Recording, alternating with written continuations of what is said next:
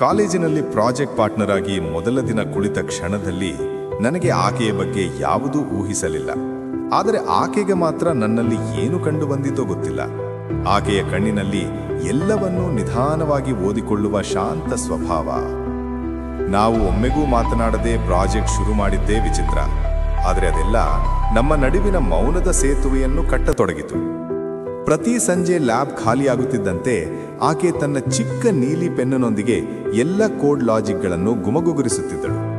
ನಾನು ಕೇಳುತ್ತಿದ್ದೆ, ಮಾತಲ್ಲ, ಆದರೆ ಆಕೆಯ ಉಸಿರಿನ ತಂಗಾಳಿಯಲ್ಲಿ ಒಂದು ರೀತಿಯ ದೃಢತೆ ಇತ್ತು.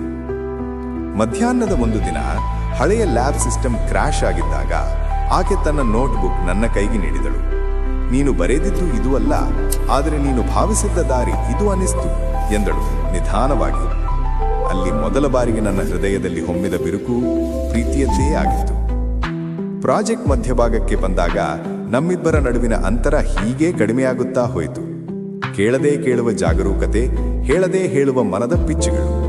ಆದರೆ ಅಂತಿಮ ಪ್ರಸ್ತುತಿಯ ಮುಂಚಿನ ದಿನ ಆಕೆ ಅಕಸ್ಮಾತ್ ಹೇಳಿದ್ಲು, ನಂತರ ನಾನು ಮನೆಗೆ ಹೋದರೂ ನಮ್ಮ ಪ್ರಾಜೆಕ್ಟ್ ನಿಂತುಕೊಳ್ಳುವುದಿಲ್ಲ.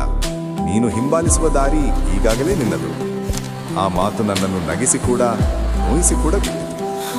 ಪ್ರಸ್ತುತಿ ಮುಗಿದ ದಿನ ಜನರೂ ಕೈತಟ್ಟುತ್ತಿದ್ದರೂ ನಾನು ಆಕೆಯ ಖಾಲಿ ಕುರ್ಚಿಯನ್ನು ಮಾತ್ರ ನೋಡುವೆ. ಆಕೆ ನೋಟ್ಬುಕ್ ಮಾತ್ರ ಬಿಟ್ಟಿದ್ದಳು. ಮೊದಲ ಪುಟದಲ್ಲಿ, ನಿನ್ನೊಂದಿಗೆ ಕೆಲಸ ಮಾಡುವುದು ಸುಲಭವಾಗಿತ್ತು, ಆದರೆ ನಿನ್ನ ಜೊತೆ ಇರೋದು ಇನ್ನೂ ಸುಲಭವಾಗುತ್ತಿತ್ತು.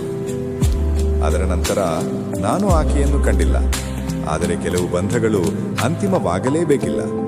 ಕೆಲವೊಂದು ಕಥೆಗಳು ಸರಿಯಾದ ಸಮಯಕ್ಕೆ ಮರಳಿ ಬರುತ್ತವೆ ಎಂಬ ನಂಬಿಕೆ ಮಾತ್ರ ಉಳಿದಿದೆ.